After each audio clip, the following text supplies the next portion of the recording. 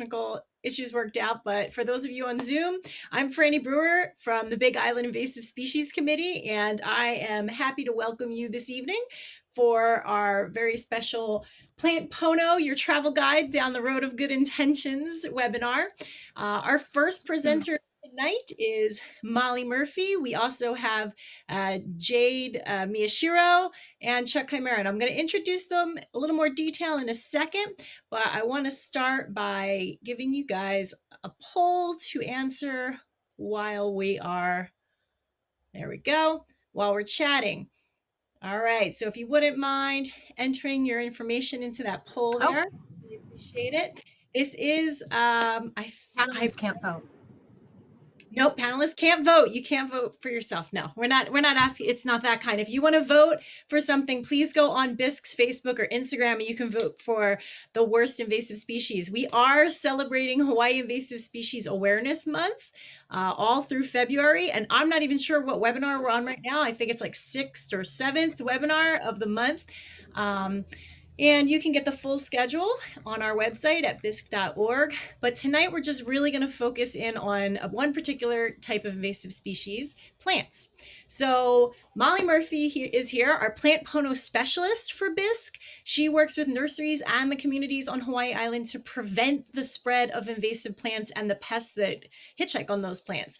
As part of her educational efforts, you'll regularly find Molly out there sharing information. When it's not in COVID, you'll see her in person, but she's here with us tonight. And she's also sharing a lot on the Plant Pono website, plantpono.org, where you can find all kinds of information about Pono planting, food plants, controlling invasive plants, lots of great plant related stuff. And I believe Molly's going to talk a little bit more about that website tonight. So we'll get a little more deeper into that.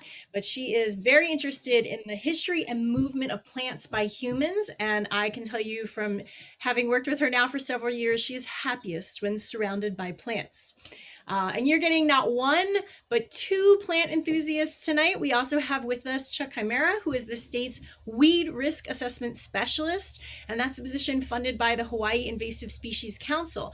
And what he does in that position is he fields requests from organizations, businesses, individuals throughout the state to assess the invasive potential of plants coming into Hawaii. So he also volunteers in his community to remove invasive plants. And when he's not working on weeds in one way or another, he's an enthusiastic promoter, protector, and sometimes successful propagator of native Hawaiian plants. So great to have you guys here tonight. I'm going to pull that poll down in a second, but we also we are taking questions in the Q&A on Zoom. So if you have a question, feel free to type that in. Jade is covering us on Facebook, so if you're live with us on Facebook tonight, go ahead and type into the comments box, and we will make sure that your questions get to Molly and or Chuck. So why don't you take it away, Molly? Thank you, Franny, for that kind introduction. Can you see my slide? Not yet. Oh, did I not share it right?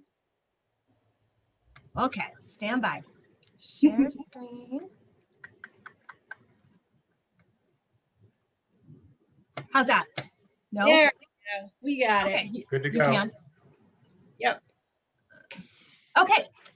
Well, thank you everybody for taking the time to listen to our story tonight. If you're as interested in the history of plant introductions to Hawaii as I am, well, this is going to be a very riveting webinar. We're going to do a brief history of plant introductions from almost the Big Bang all the way up until present time. Because Miconia, Albizia, gorse, Himalayan ginger, these are just a few plants introduced to Hawaii with the best of intentions, as were most invasive species. But fortunately, hindsight is 20/20, and we can look to the mistakes of the past and understand what went wrong. With an eye in the future, we can now prevent introducing the next Miconia or Albizia to the islands.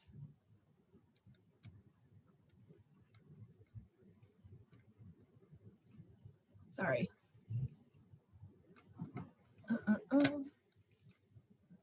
Sorry, I'm not in my slideshow yet. Yeah, it appears to be stuck. in presenter view.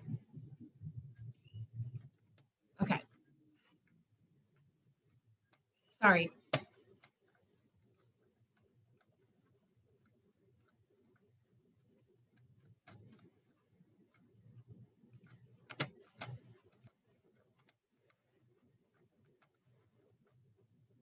And you know, we had a special practice session just to There make we sure. go. That's technology for you. Fine an hour ago.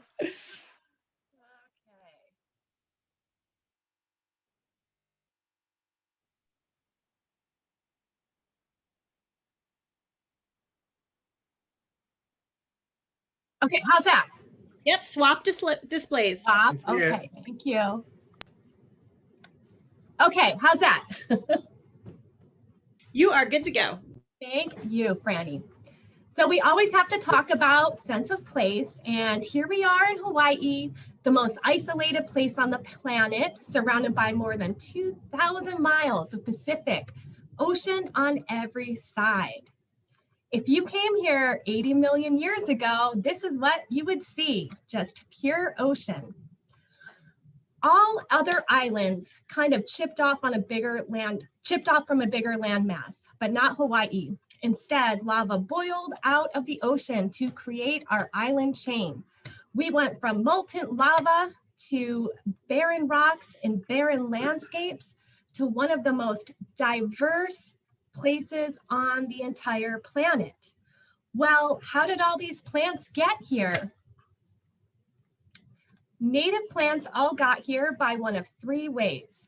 Wind, like Ohia, it got caught on a jet stream and somehow landed in Hawaii. It's Ohia and then three other species of native orchid. And if you look at the Ohia seeds, they look like little boomerangs. Wings, by far, this is how we got most of our native species, either stuck in the bird's stomach, on their feathers, or on their muddy feet. And waves, like Hala. This somehow floated for thousands of miles across the Pacific to land in Hawaii and could still germinate. Hala is kind of special because it's native, but it's also indigenous, which means it is native to other places and native to Hawaii as well. Ohia is endemic. It's native to Hawaii, but found nowhere else on the planet. Well, arriving in Hawaii was just one hurdle. These plants and animals had to arrive here, find suitable habitat, and find a mate. And this was such a miracle of life, it only happened 272 times. And during this time, the plants and animals co-evolved together and lived in harmony and radiated out and found their niches to make 1,400 new vascular species, all endemic, found nowhere else on the entire planet. Hawaii has a very high rate of endemicism. 90% of our native plants are found nowhere else in the world. Well, these plants didn't outcompete each other. Instead, they intertwined to work together and build resources for each other. It was an unparalleled showcase for evolutionary diversity. Like take this Eevee and the Soha Vai. Look at them, they were made for each other. The flower fits perfectly into the Eevee beak. The bird gets nutrients, the flower gets fertilized. They evolved together, and this is how things went for 70 million years in Hawaii. But there is a bit of a downside. During all these millions of years of isolation, plants and animals lost their defenses like immunity, thorns, spines, bad taste, and poisons because they weren't needed. There was no threats. There was no humans or ungulates during this time. And evolution is really efficient. And why spend all this time maintaining an expensive defense system when it's simply not needed? And besides, the native plants and animals have the best protection you could ever hope for on the entire planet. They had more than 2,000 miles of Pacific Ocean protecting them from new invaders. So after 70 million years, the first humans arrived, and that was the Polynesians. And with them, they brought plants that were incredibly crucial for their survival.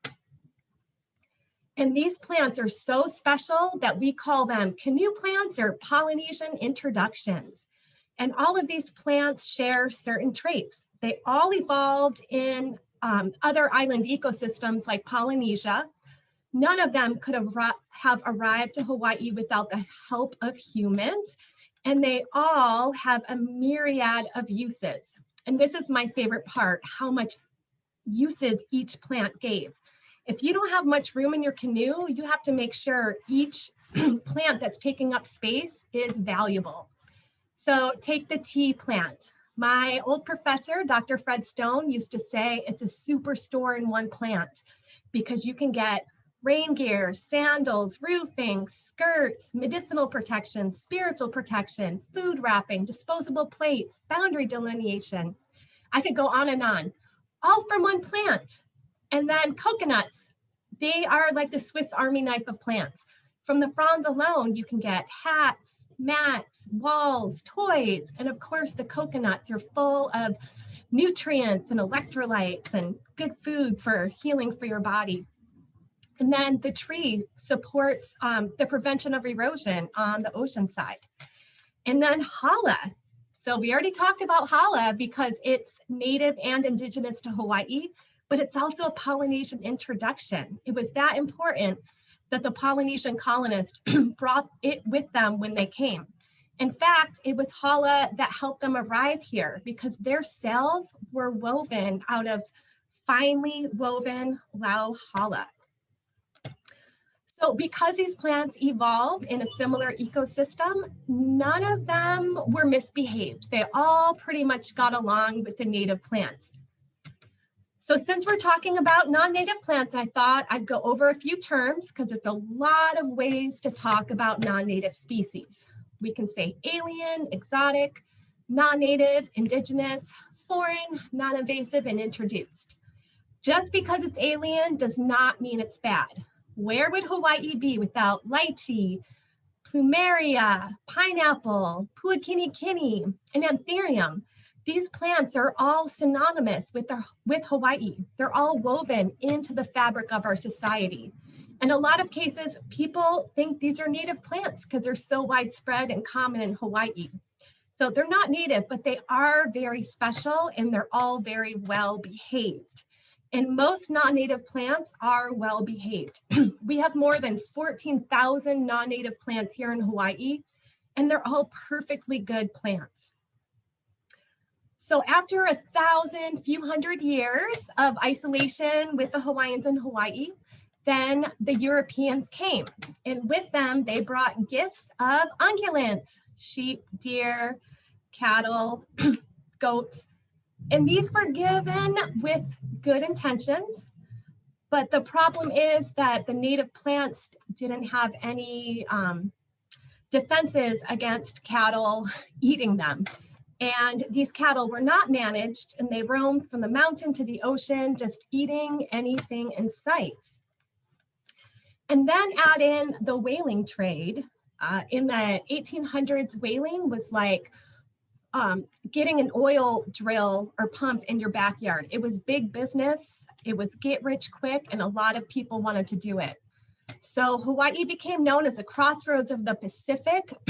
And people kept stopping by for a rest, relaxation, and rejuvenation. And with them, they brought usually new plant introductions and sometimes unintentional introductions that changed Hawaii forever. In a way, the Pacific Ocean was now becoming smaller. All that protection the native plants and animals had was shrinking because we were the crossroads of the Pacific. And then eventually the sandalwood trade and over harvesting of resources just happened in general. And really the cattle industry, that they were grazing in the watershed, and within a period of 5 to 10 years, forests that were impenetrable were all of a sudden opened up by cattle. And when you open up a forest, you know, alien species move in and it changes it forever. Erosion was happening right before their eyes. So much so that Ralph Hosmer, the first territorial forester, said, In Hawaii, the most valuable product of the forest is water rather than wood. This picture is not a water main break. This is St. Louis College sometime in the late 1850s, early 1900s. Because the hillsides used to be blanketed in a diverse array of native species, and then they were eaten to nothing by cattle and other ungulates, there was nothing to hold in the soil. And water just rushed down the mountainsides, bringing whatever soil it could, flooding the cities, muddying up the rivers, and dumping it into the coral reef. If you've ever had a potted plant that you forgot to water, and you pick it up and it's all light and it comes all hard, and you try to water it, if you water it really fast, it's not gonna percolate. You have to prime it. You have to go slowly and put a little bit in, let it accept the water, and eventually you can water your plant. Well, the earth is the same way. If you take all the vegetation away and let it dry out, it cannot accept any water. So this is what was happening in Oahu, and it was alarmingly apparent. And in a way, foresters had a watershed moment. They realized that this is a perfect forest for capturing water. Native forests capture rain and they keep soil intact. They can capture the fog drip and take it and slowly bring it down through the layers and into the aquifer. It's kind of like a sponge. It just soaks it up and then lets it out as you need it. A native forest is always primed to accept water. The Ko'olau Mountain watershed is thought to be worth 7 to 14 billion alone. So because areas like this were destroyed, and by the way, this picture was just taken a few years ago, so watershed forests still do exist, but it was just really drastic change really fast in the early 1900s. The people at the time, the foresters, didn't think that native plants would grow fast enough to capture the water and maintain our soil. So instead, they raced around the world trying to find a quick fix to this problem. And that fix was albizia. It was imported in 1917 by Joseph Rock. And he honestly thought he was doing the right thing by importing albizia. It's kind of funny. In his diary, he says that albizia is not a long-lived tree, and its only redeeming quality is that it self-seeds. Well, it's certainly true that it self-seeds, because by 1930, it was already naturalized. But long-lived, it certainly is. Those same trees that Joseph Rock planted were cut down just a few years ago at a cost of $900,000 just for a few trees. And this is such a fast naturalization rate from 1917 to 1930. If you look at Europe and Australia, their rates of naturalization for woody trees, it's more than 100 years. This is unprecedented. Ohia is the fastest growing tree in the world, but only in Hawaii. If you grow it in Colorado or Florida or California or Australia, it's not going to grow that fast. Here it grows 10 to 15 feet a year. And that's how a lot of invasive species behave in Hawaii. They're perfectly fine somewhere else, but once you bring them here, they just find their perfect niche because we have all these different niches and they go off. So we should talk about invasive species. It is an executive order, which means a non-native species whose introduction can cause harm to the environment, the economy, human health, and Hawaii added another layer, way of life, to that definition. Invasive species does not mean ugly or useless. It's just the opposite in a lot of cases, because 90% of invasive species in Hawaii were introduced for human uses, agriculture, forestry, or horticulture. Also, invasive species doesn't mean weed. A lot of people like to use that interchangeably. Weed in general is defined as a plant out of place. It doesn't mean it causes ecological harm. In the 1950s book, Noxious Weeds of Hawaii's Pasture, they list puakala, a'ali'i, pukiave, all is noxious weeds, because in that area, in the pastures, they were taking away from the valuable forage for the cattle. So to them, they were weeds, but you can never say an invasive species is a weed. And you can't say invasive species are useless, because sometimes they are useful, but they do upset the ecological balance. In Hawaii, invasive species are the main reason for biodiversity decline, even more so than habitat loss. Every other place in the world lists habitat loss as the main reason for biodiversity decline. Invasive species crowd out native plants. They don't percolate water into the aquifer. They can be allelopathic, like they put out chemicals so other plants can't grow. They change the ecosystem to suit their needs, like this albizia pumping nitrogen into the soil and changing the whole soil chemistry. They have superior dispersal mechanisms, like this plant that can make thousands of these little wind-dispersed parachute invasive seeds. And they don't trap and hold soil. So then from the mountain to the ocean, you have ecological damage. And right here we can see muddy water dumping onto the coral reef. Also, invasive species have the advantage. They don't have predators often. They make more offspring. They reach reproductive maturity fast. They're shade tolerant. The seeds lay dormant yet viable for years. They're self-pollinating, and they form monotypic stands. And nothing can be more true for all of these facts than Miconia, the poster child for invasive species. For invasive species. It certainly has no predators. It can make 3 to 9 million seeds a year. It reaches reproductive maturity in a year. It's definitely shade tolerant. The seeds can lay dormant yet viable for 20 years. It's self-pollinating, and it forms monotypic stands.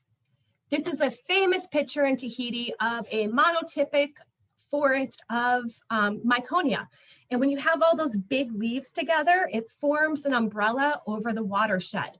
So instead of the water coming gently through all the layers of the forest, it comes hard in sheets of water, kind of like if you're underneath a tarp in a rainstorm and you have to walk outside and there's that sheer wall of water and then it's already pooling at your feet.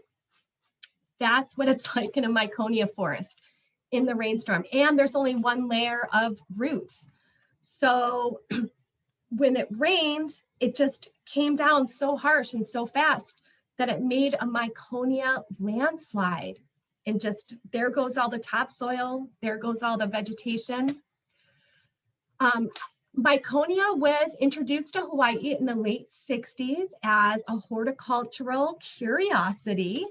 And it was sold in stores all over Hawaii up until 1992, when it finally arrived on the noxious weed list. A few people tried to sound the alarm to get Miconia to not be sold, but they weren't successful for many, many years. And by the time their voices were heard, it was too little too late. And the person that imported Miconia was Joseph Rock, the same man that imported albizia. And he's one of Hawaii's greatest botanists. But we can't blame him for the mistakes he made, because he doesn't have the tools that we have today. And Chuck will tell you about our tools that we have today now. Great, thanks, Molly. Can you guys can hear me okay? Yep, coming through okay. All right, let's see. I will try to share my screen. Hopefully this will work. And share. And... You guys seeing me okay? Looks Yep. good. Looks good. Okay, thank you very much. Molly's a very hard act to follow. She's so effervescent and positive, and I'm going to be talking about all kinds of sad topics. So I just wanted to say, like, to make my half of the presentation more bearable, Anytime I use the word weed or invasive, I encourage you to take a sip of your favorite beverage. So with that, thanks again, Molly. I'm going to talk a little bit about this tool that Molly mentioned that we're using to help predict whether or not a plant might become invasive in Hawaii. And that is called the Hawaii Pacific Weed Risk Assessment. It's a screening system that's based on systems that have been used in other parts of the world to help predict how likely a plant is to become invasive if it's introduced here. One of the nice things about this system is that it's objective. So you'll often hear people say, this plant is so pretty, how could it possibly be bad, or how could it be a weed? And this system takes the objectivity out of it. So whether or not you like how it looks, the information on how it behaves here is more important in giving it a rating. It is a science-based system, so it's based on peer-reviewed scientific journal literature. It's been tested and vetted in other places. And a lot of the information used to answer questions is based on scientific publications. It's meant to be repeatable so that if one person does a weed risk assessment and another person uses it, they'll be able to roughly come out with this, as long as none of the major information has changed. It's transparent, so the results and how a plant gets rated is published or placed online for people to see. You can review the information and see why it got the rating that it did. And it is also reliable in that it's about 90 to 95% effective at identifying some of the worst invaders. So how does the weed risk assessment work? It's a questionnaire of 49 questions about the biology, ecology, and these questions, the answers that are given give the plant a score, and if it's scored 7 or higher, it's rated as high risk or likely to become invasive. Score of 0 or less is considered low risk, less likely to be invasive. And then there's a gray area in the middle, 1 to 6, where plants are rated evaluate. Maybe we need more information before we can make a determination. And some of the questions used to answer the weed risk assessment are broken into these broad categories listed there on the left.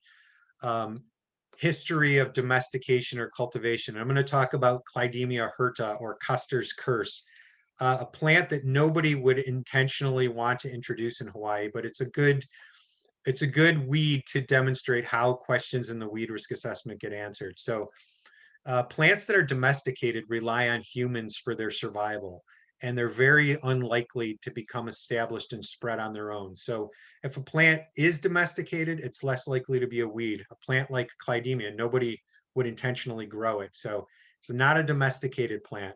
We look at the climate and distribution of non-native plants. And if they come from a region with a climate similar to Hawaii, it's more likely to find the climate here suitable and be able to spread.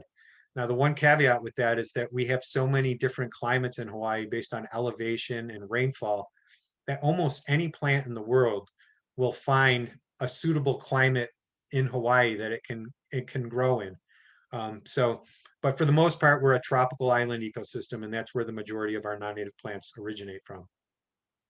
If a plant is a weed elsewhere, so if it has a bad behavior somewhere else, that's a good predictor that it might behave similarly here. We look at the undesirable traits that plants may have, whether they're spiny, whether they're toxic, whether they can release chemicals in the soil or are allelopathic. Those can contribute to a plant's risk.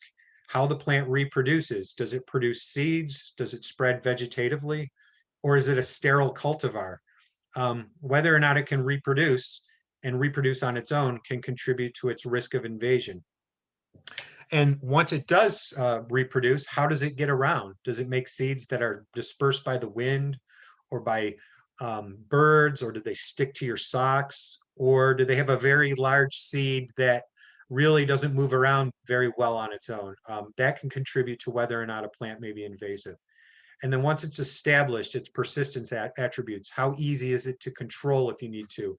Or how long do the seeds remain viable in the soil? Those are things that can contribute to a plant's invasiveness. And Clidemia, as I mentioned, it has almost every negative trait you can think of about a weed. It can produce millions of seeds. I think Molly did an analysis saying a 1 square meter patch of Clydemia can produce up to 10 million seeds a year. And they're little tiny pepper grain seeds that if you were to lay them end to end could make a line 3.5 miles long.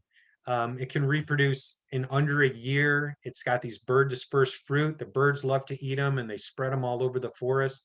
And the seeds can remain viable in the soil for at least 4 years. So even if you control all the plants above ground, you can still get seedlings popping up for several years after. So Clydemia makes a very good candidate for a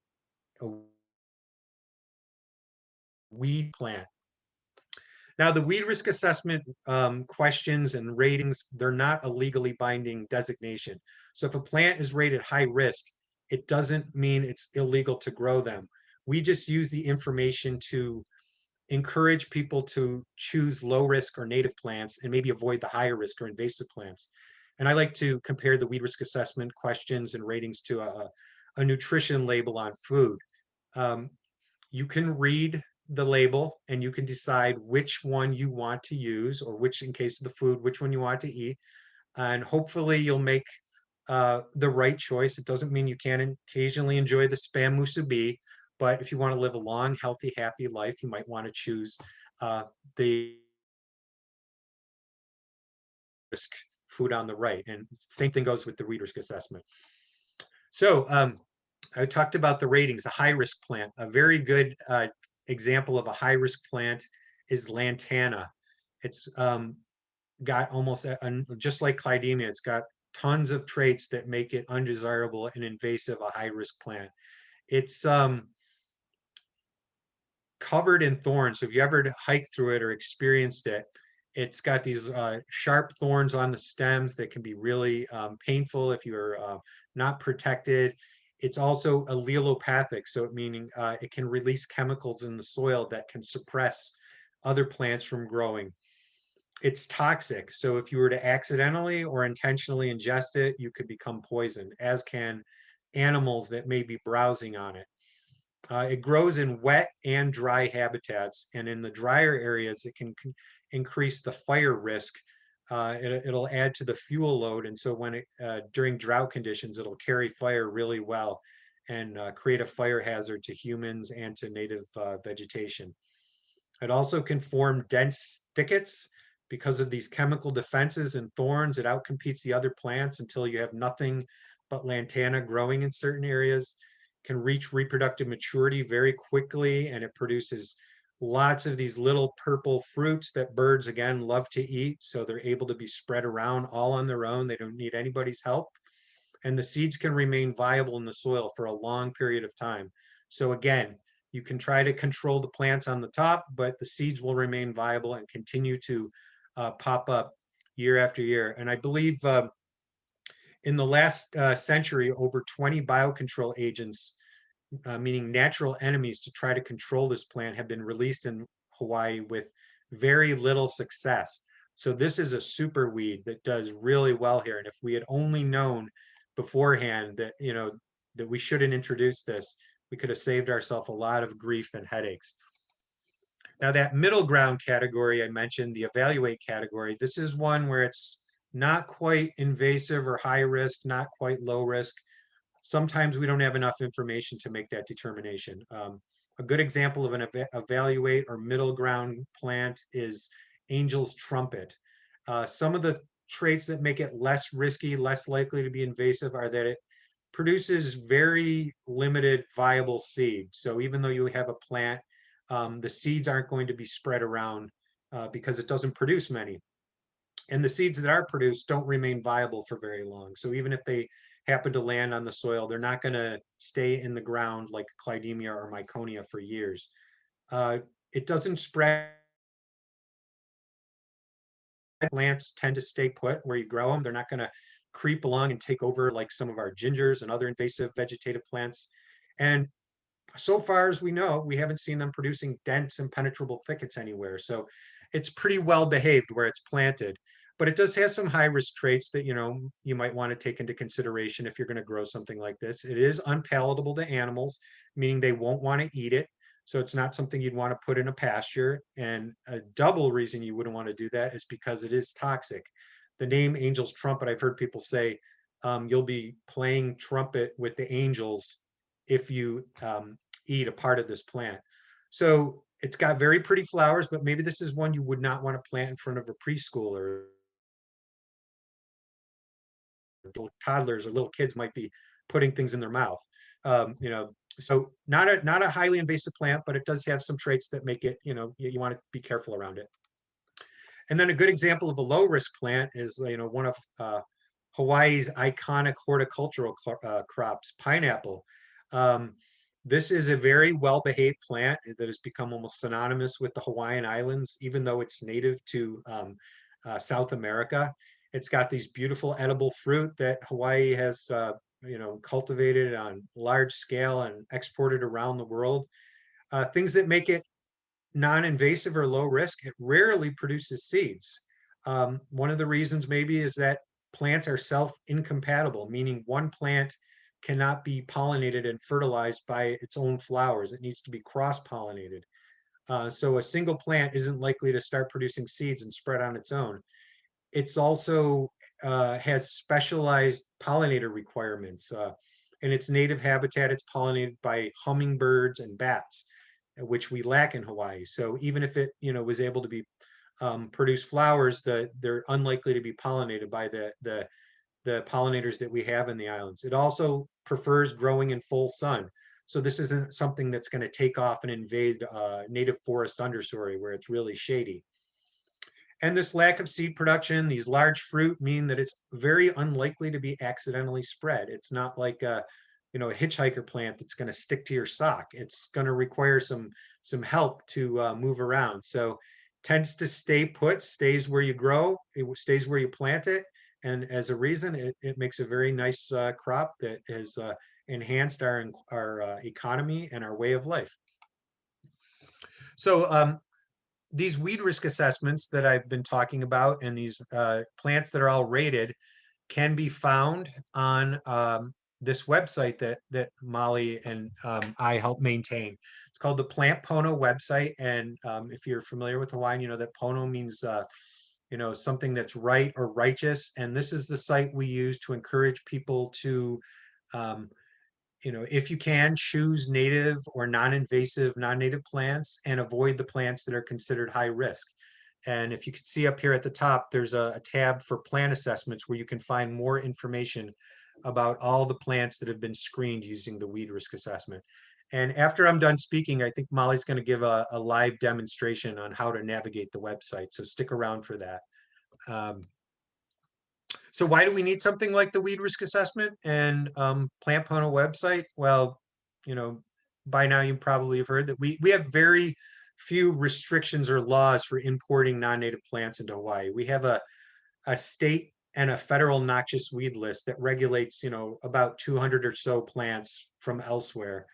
And then we have some other regulations, but for the most part, it is legal to import more than 99% of the world's 250,000 plus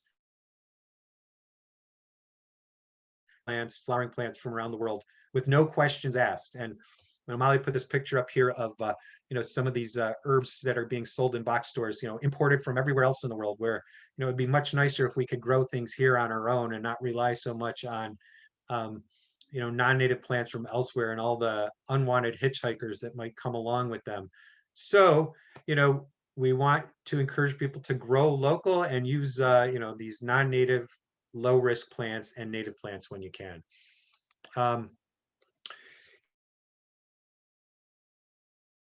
Here's an committee is begging, encouraging, asking people to not grow. They have a list of no grow plants that, although they're not illegal to grow, can still be sold in some places. And this is a picture of night blooming jasmine on a nursery bench for sale and spread out into the islands.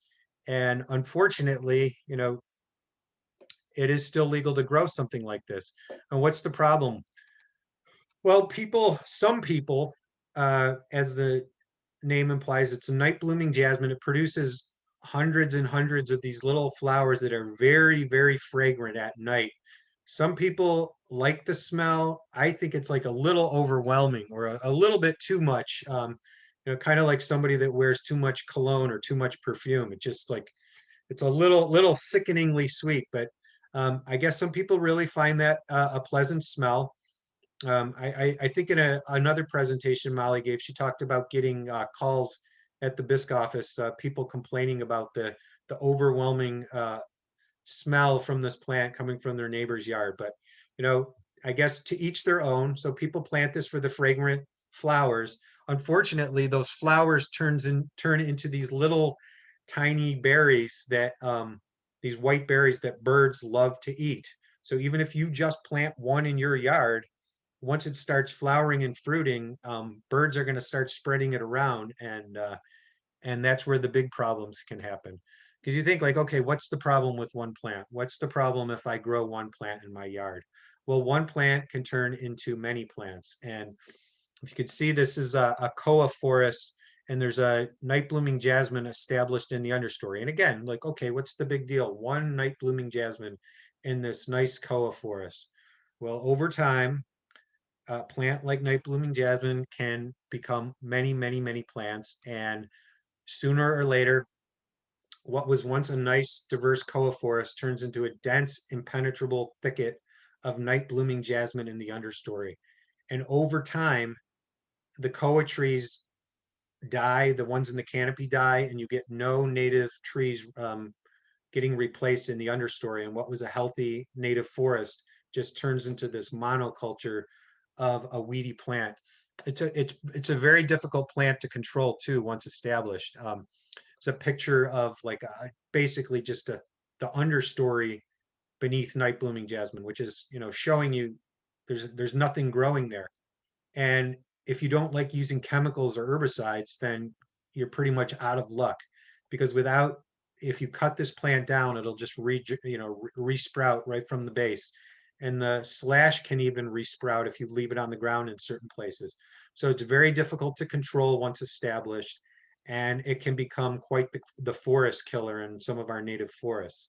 So this is one that, again, Bisque would like people to stop growing and selling. And if we'd known what we know now, maybe we could have prevented the problems that it's causing. Here's a sample page from the Plant Pono site showing you more information about night blooming jasmine. You can find a link to the weed risk assessment that gives information on how this plant behaves and how it reproduces.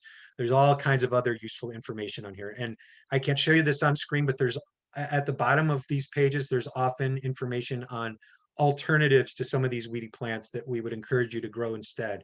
And Molly might be able to show you some of that at the end. Here's another one, autograph tree. You probably encountered this one in parking lots because it is a popular landscaping tree. This is a tree that was intentionally introduced into Hawaii. And like a lot of naturalized trees, naturalized mean it can reproduce on its own. It was able to establish and spread, beyond where people planted it. So it doesn't stay put. People have looked at other parts of the world and introduced plants, and they found that in some places it takes a long time between introduction before a plant will start to spread and establish on its own. And that may mean that some of these areas are more competitive environments where the competition keeps plants from spreading. So in Australia, it takes 149 years on average for a introduced woody plant to spread from introduction. In Europe, even longer, 170 years. But in the Hawaiian Islands, they did a study on Oahu, and they found that on average, 14 years from introduction to spread. So just like tourists, every plant that's introduced here, or I shouldn't say very many plants that are introduced here find it very, very much to their liking, and they're able to take off and spread and cause problems. Autograph tree is a good example of that. And by the way, its name, if you're not familiar with this, is from the fact that you can write your name on the leaf and it will stay there until the leaves drop off, which can be quite a long time. And here's an example of a leaf that I think one of Molly's secret admirers wrote on a tree, and outside, her favorite shopping center. Um, but you can see at the bottom of the page there is a autograph tree fruit. If you've seen one in the parking lot lying on the ground, that comes from the autograph tree. These weird looking fruit break open and reveal these very juicy reddish orange seeds inside that, again, birds love to eat. And that is, yes, what you think it is on the right. That is bird poop with autograph tree seeds in them. And so the birds eat the seeds and they spread them out in the forest. And one of the problems with this tree is that it can grow on the ground as well as epiphytically. So epiphyte means it will grow on another tree for support. And the birds will take these seeds and poop them out when they're perched in another tree. And sometimes they can strangle or kill the tree that they're growing on, just like a strangler fig. And I believe that if you go to the Hilo Courthouse or the Pahoa DMV, you can see autograph trees growing out of some of our native lolu palms. And apparently there's no really effective method we know of yet to control these. So once it's established, we don't know how to get rid of it. Again, this would be a good one to have avoided introducing if we knew then what we knew now. And again, here's a page from the Plant Pono website.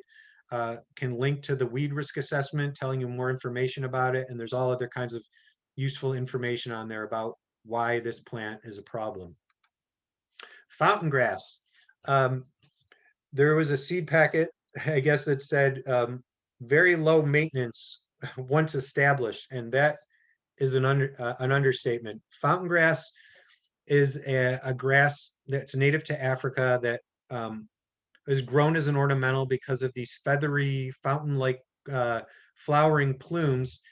And I think, some people find it attractive.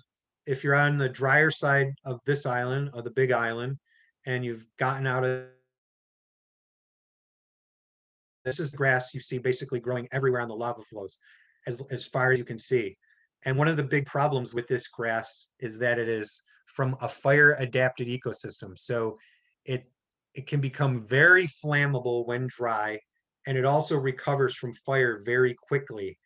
And on Oahu, they found that this is a picture of fountain grass growing on a vertical cliff face.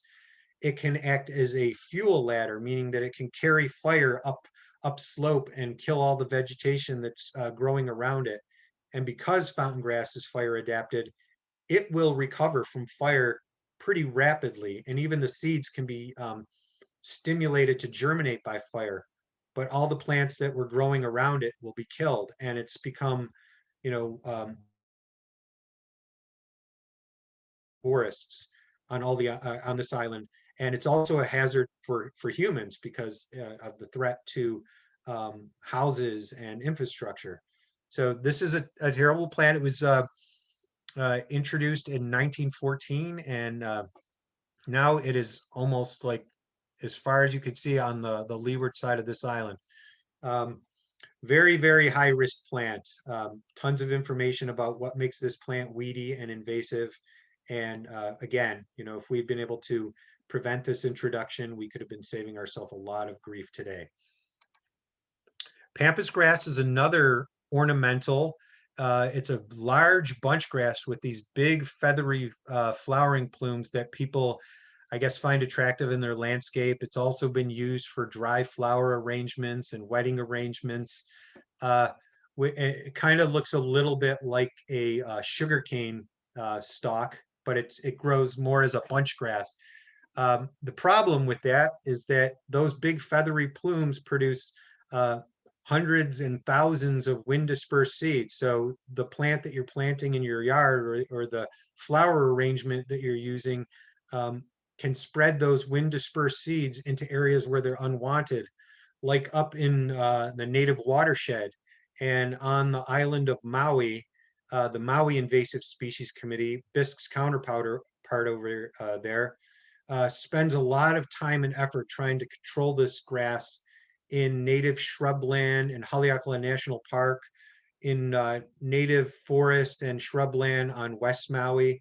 And they're spending a lot of time, money, and effort to try to control this. And it's a really big problem there. It's also a terrible weed in New Zealand, parts of California, and Europe.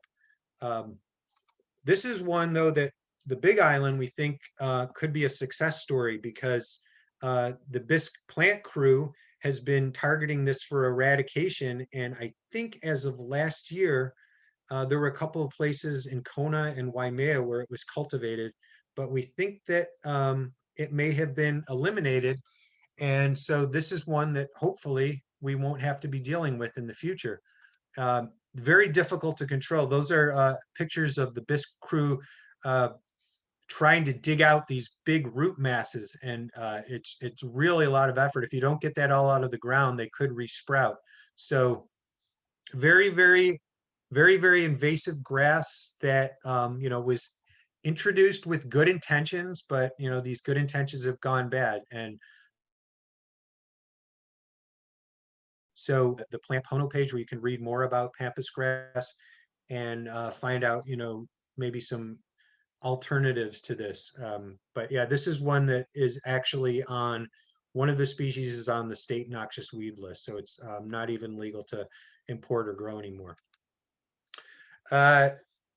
Another plant that has become a huge environmental weed in Hawaii is Himalayan ginger.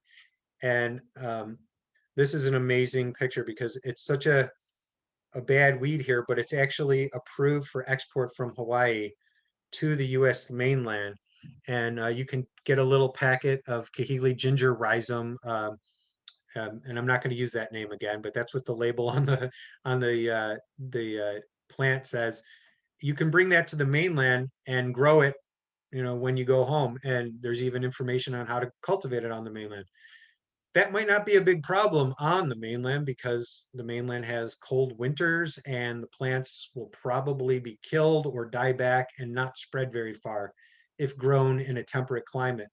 But here in Hawaii, we have the perfect climate all year round for this plant, for ginger.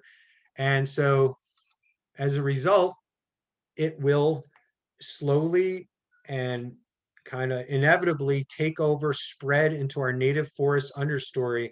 And what was once a diverse, multi-layered native forest with native trees in the canopy, a native understory of shrubs and vines and a ground layer of mosses and ferns, can just turn into a dense thicket of this ginger. And again, here's a picture of the Plant Pono page that shows why it's rated as a high-risk plant, why it has become so invasive. It was introduced again with its intentionally, probably for ornamental purposes. It was first recorded as naturalized in Hawaii Volcano National Park in 1940, but it's since become a terrible weed in watersheds throughout the state. This island, Maui, Kauai, very, very terrible, terrible invasive plant. And this is a picture of a forest reserve on Maui with still an overstory canopy of koa and other native trees, but the understory has been basically just swallowed up by this ginger that can spread both by bird dispersed seeds as well as by rhizomes. So it spreads vegetatively and by birds. So one plant that you're growing in your yard isn't going to stay put. The birds are going to help spread it into other areas. And so it's just a smothering blanket in the understory that doesn't allow the native forest to survive. I mentioned, and I showed on that other slide, that it's because of its resemblance to this kahili or feather standard that was carried by Hawaiian royalty, it's been given the name Kahili ginger, which has given the wrong impression to some people that it's a native Hawaiian plant, but it could be, it's native to the Himalayas, so it'll sometimes be called Himalayan ginger, but because of all the terrible effects it has on our native forest, we prefer to call it toilet brush ginger, and you can see the resemblance to it. Much more, looks much more like a toilet brush to me. So again, this is a plant that if we had known before we decided to grow it, we could have avoided a lot of damage to our native watershed, and we could have had a much more biodiverse, native thriving ecosystem in its place. So I think now I'm going to pass the baton back to Molly. Is that correct? Thank you, Chuck. And Molly is going to give a demonstration on navigating the Plant Pono website. I think, do we have questions, Jade and Franny? Or should we go into the website navigation first? Yeah, I think that Jade had a question about the selling of plants. Jade, was there a question on Facebook about selling plants? Yes, and it's a question we hear almost constantly. It's like, why is it still legal to import all of these like new plants to Hawaii? Yeah. There are more than 250,000 flowering plants on this planet, and it's legal to import more than 99% of them. The only plants, Chuck, tell me if I'm wrong, that it's against the law to import are ones that are on the noxious weed list, which our noxious weed list here in Hawaii hasn't been updated since 1992. So it's pretty rare to get anything on that list. Yeah, we wish there was laws against selling invasive species. Luckily, there are a few with noxious species, but like I said, it's hard to get them recognized as noxious species, and this list isn't updated. I mean, Jade, were you even born when the list was up? The same year. Maybe for Jade's birthday one of these years we'll get updated. I would love that. Okay, and as we're about to go into the Plant Pono web tour, Jade, is there any other questions coming from Facebook? There was one other, if you just want to, I know it comes up frequently, like in a lot of like agriculture settings, like people really like nitrogen fixers. And you had mentioned before, I believe it was Albizia was actually invasive because it was a nitrogen fixer. Can you touch a little bit on that real quick? You want to do this one, Chuck? Yeah, sure. Being nitrogen fixing by itself isn't a problem. In fact, like, plants, nitrogen is one of the essential, nutrients that a plant needs to grow. So we do have native nitrogen fixing plants like koa, like willy willy trees. So being a nitrogen fixing plant in and of itself isn't a problem. The problem is that, Hawaii's soils are not naturally very nutrient rich, and some of the newer soils will be lacking in nitrogen. So it takes a while for plants to establish. Some of our native plants are adapted to lower nitrogen levels. And so the natural succession on, say, like a new lava flow would be ferns and then maybe ohia trees. And over time, a native forest would establish. And then in some of the more mature forests, you'll get nitrogen fixing plants. Albizia can kind of upset that process because it's such a fast growing tree and such a effective nitrogen fixture. It pumps nitrogen into the soil and it makes it almost like overly fertile. And that would be great if it was just native plants that were benefiting from that extra nitrogen. But studies that have been done on this island have demonstrated that all that extra fertilizer in the soil is really beneficial to other very, very invasive plants. And so they found that the nitrogen fixing of Albizia allows other very bad weeds to take over. And so you'll get just a monoculture of invasive trees and shrubs growing beneath this big umbrella Albizia tree. And so again, nitrogen fixing isn't a problem by itself, but in the case of Albizia, it's really made a bad invasive plant problem worse where it grows. So for folks who do want a nitrogen fixing plant, you know, because they want to grow food or something like that, they want to grow something in their yard, are there plants that are good to plant that are not invasive but are nitrogen fixers? Molly, I see you nodding. You have some ideas. Well, that's a really good segue into navigating the plantpono.org website. Okay.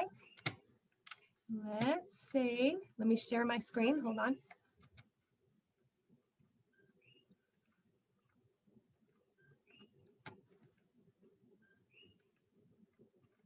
Okay, can you guys see this? So if you're interested in learning about nitrogen fixers that are not invasive, sorry, I should do this slower.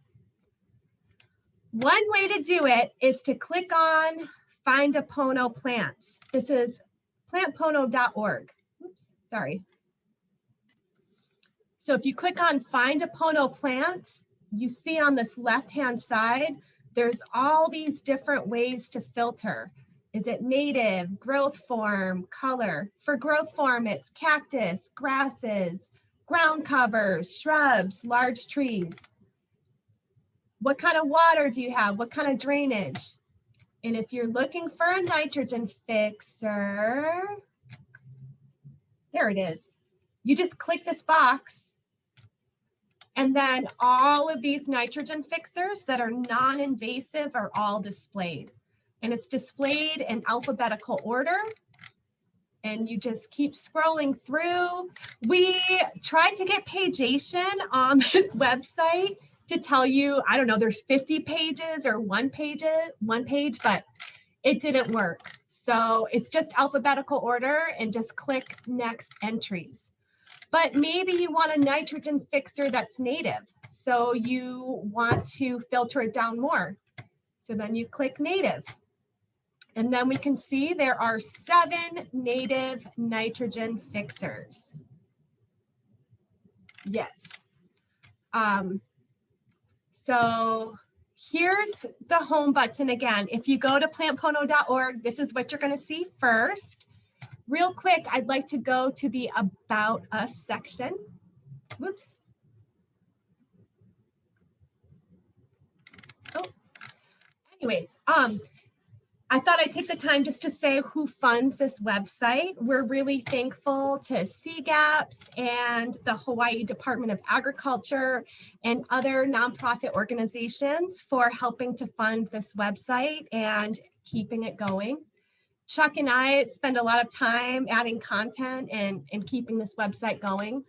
But there's a few ways to search for things. Now, if you don't know what you're going to search for, I would just go right here to search by name and put the name in. And the search box is really forgiving, which is a good thing and a bad thing because it'll give you a lot of answers to each thing that you type in. Like if you type in hibiscus or eucalyptus, a lot of species have been assessed. So you just got to kind of weed through it to find the Pono plants. If you are just interested, say, in just finding out all the high-risk plants, whoops, you can just go here, designation, and say high risk. Okay, so there's 958 plants that might be high risk to becoming invasive in Hawaii. Doesn't mean they are invasive, it just means they possibly could be. Now, if you have a plant that you really like that's invasive, you can go to the plant assessment and go, don't plant these. Let's see, what's a good one? Asparagus. A lot of people like to grow asparagus. It's kind of a popular hanging basket plant. It's one of the Big Island Invasive Species Committee's no-grow plants for the Plant Pono endorsement program. This is one of the few plants that we're really having a hard time doing enough. Just people keep buying it. The stores keep selling it. So this is what it looks like. You can click through the pictures to learn more about the fruit and the flowers and how it looks. I can see it's high risk right here from the gauge. I can tell it was screened in 2003.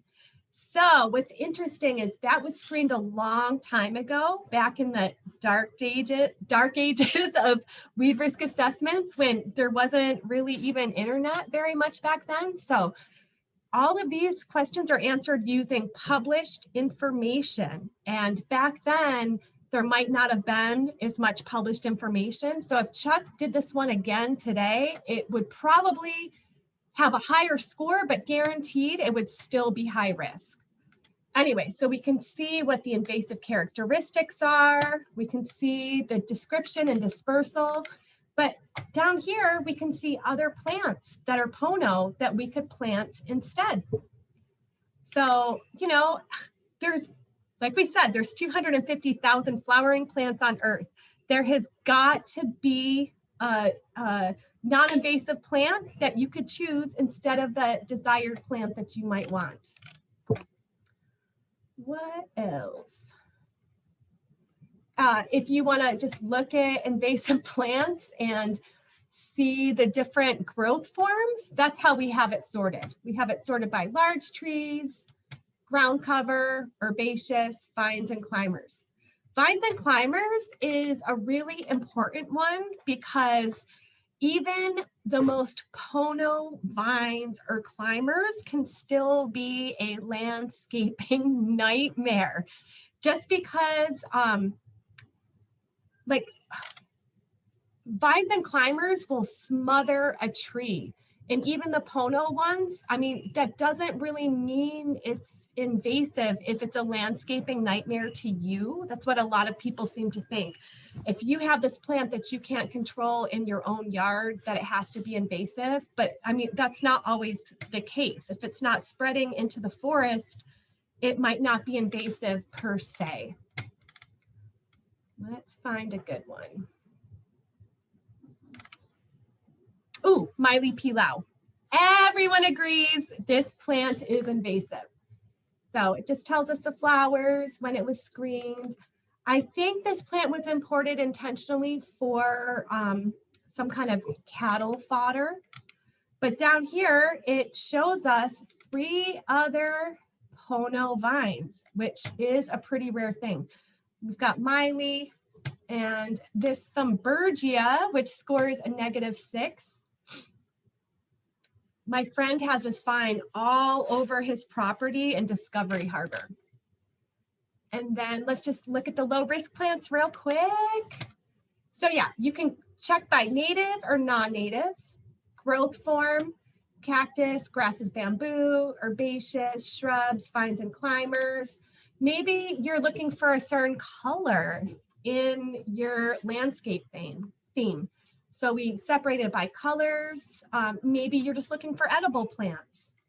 And maybe you live above 3,000 feet. So you just want to find something that can grow above 3,000 feet.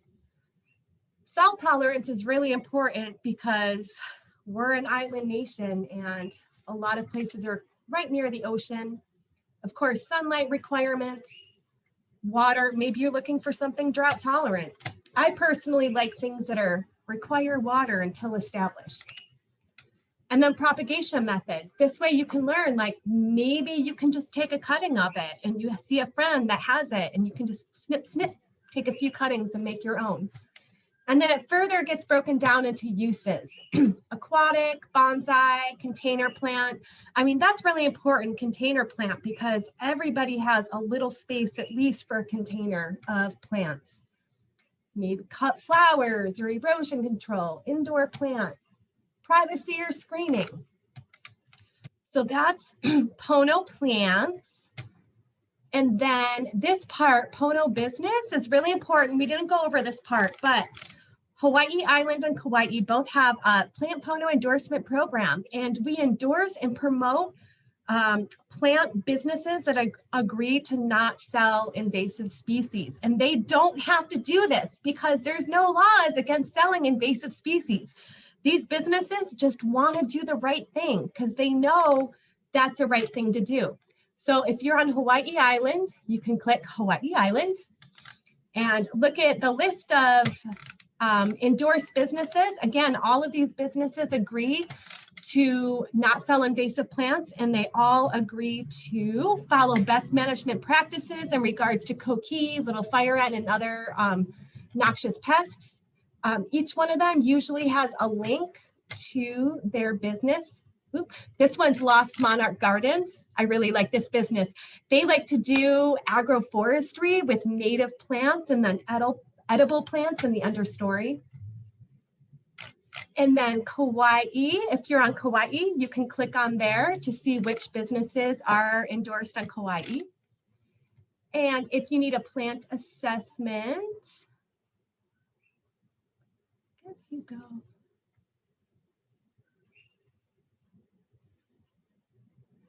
Oh, if you need a plant assessment, you can click here, request an assessment, or ask Chuck Chimera, who is the weed risk assessment specialist for the whole state. And if you're interested in reading about plants, here's the blog section, all kinds of blogs about plants. This last one was about invasive holly and hakalau. Hakalau is a pristine native forest, and in sometime before the 1980s, one of the cattle ranchers brought in holly, which is a European traditional plant for the holidays, and planted it around their home, and now it's spreading all over the native forest. Just one more story about how somebody had the best intentions and wanted to celebrate their heritage, but did it the wrong way, and it just made biological pollution for the rest of us and for the native birds and the native plants. All right, well, Jade, is there any more questions? I think Franny got kicked out. I'm back a little bit. You're back. Okay, and there, we're good on questions. Okay. Okay, great. Well, thank you, Molly. That was fantastic. Thank you for that tour. And I love that this tool is available, that it's not even necessarily about saying, oh, I really want to find a non-invasive plant. I mean, it just helps you find a good plant, like a good plant for your yard, and you can then not even have to think about invasiveness because you're just using the tool. It's only going to give you the good plants. It's going to give you the non-invasive plants. So it kind of takes the work out of it. I really love it. Well, I thank you guys so much for doing this tonight. And it was really nice to have you both here and the presentation and everything. We're going to have that recording up for everybody on our YouTube page in a couple of days. You can check that out. And again, this has been for Hawaii Invasive Species Awareness Month. Please check the schedule on our website, bis.org, or onto our Facebook or Instagram page to vote for your least favorite invasive species. We have a plant bracket going up pretty soon against an insect bracket, against a vertebrate bracket. So we got a lot going on over there. Thanks again, everyone. It's been such a pleasure to have you here tonight. We really appreciate it. Aloha. Thanks, everyone. You all have a good evening. Good to see you, Chuck. Nice to Aloha, see you too. everybody.